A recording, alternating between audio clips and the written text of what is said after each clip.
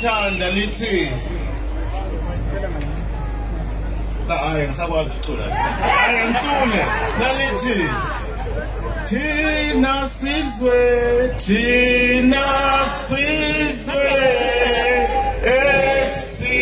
esimnyama sesikhalela sanibona nonke dumelangi absheli nazoke ngilana ubaba upresident womkhonto wesizwe ubaba uNcamalala ucela uxola kazuza namhlanje, so I'm here to extend my apologies on his behalf. Kodwa ke nje wasenzwile angihambi ngedwa ngihamba ne-leadership abafethu bakhona la. Last week bengikhona futhi lana futhi sengizohlala la manje ngithola umuzi la eGoli.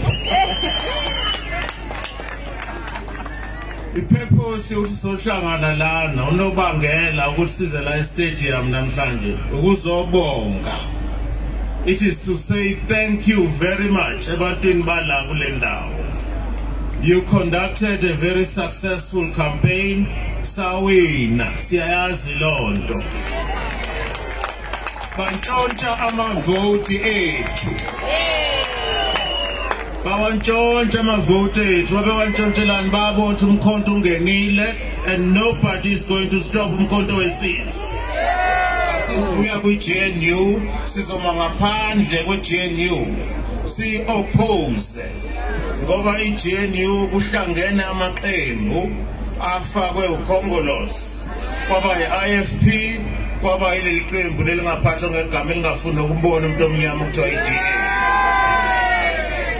Thina-ke kumkhonto wesizwe simile kwi-manifesto yethu.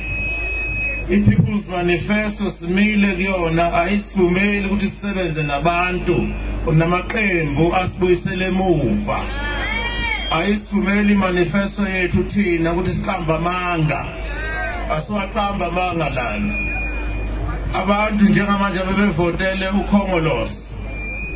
Abanye bevotele amaqembu ngoba bengamfuni ukhongolose bayibona sebenokhongolose futhi sebengenile ngaphansi kwe-Government of National Unity. Thina ke simkhonto wesizwe simile la esasime khona sithi asizungena kukhongolose asizungena kwi-GNU namanje ngeke singene singaphandle eParliament siya oppose siyi-opposition party.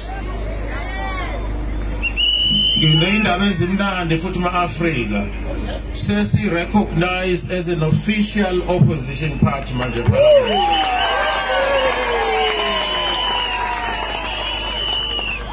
Leonto yenzeke in just 6 months umkhonto uqale uregistiwe wasebenza wayilento eyona. In just 6 months si official opposition eParliament. Siyazama ukubanyakazisa nani nenibone sibanyakazisa basenenkani kodwa. Sizobanyakazisa.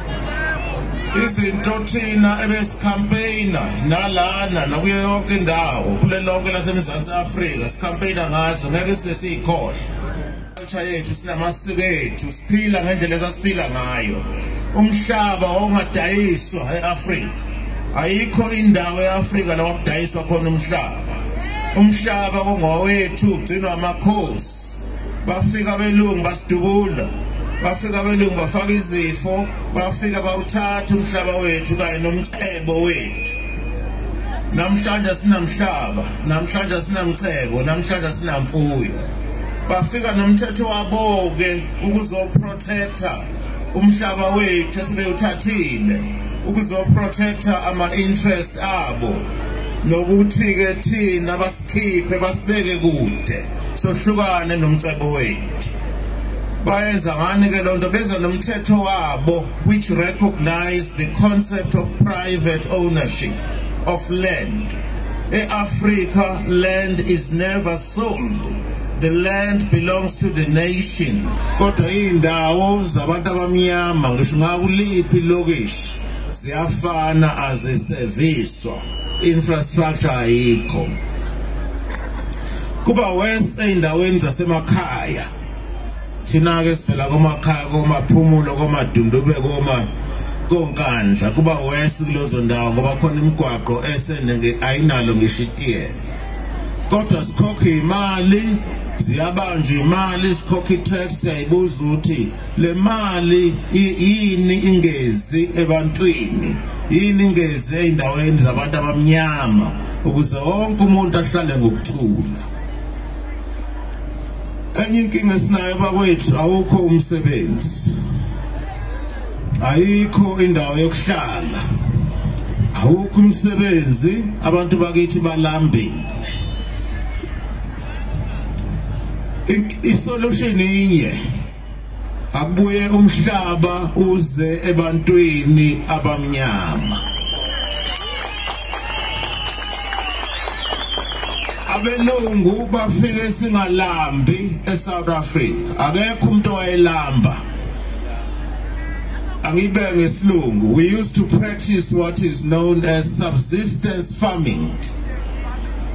Ube neplot yakho nje encane lana utshala amadumba akho la utshale umbila utshale izintanga zakho nezinkukhu la unezimbuzi nayo yonke into usayibona namanje ukuthi muhambe endaweni koZulu nako Transkei lamagqoka uniform yethu kube discipline cadre sikwazi ukuthi it's not only about leadership ikhona engekho leadership wenza into yaziyo ukuthi leyo nto ihambisana nomthetho nemigwaqo yomkhonto wesizwe. Asiyeke ukudelela asiyeke baze xhwanguxhwangu asiyeke ungahloniphi asibe disciplined. Njalo uma uhamba uyibuza ukuthi if ubaba uNxamalala engangibona ngenza lento uzothini na if i-answer ithi uzongifaka uswazi yeke leyo nto yeke le nto uyayenza ngoba uyasiphoxa. Futhi ke ungabikho kwe discipline ukuyiveza ngendlela eziningi. Long live President Zuma, long live. Long live. Long live President Zuma, long live. Long live.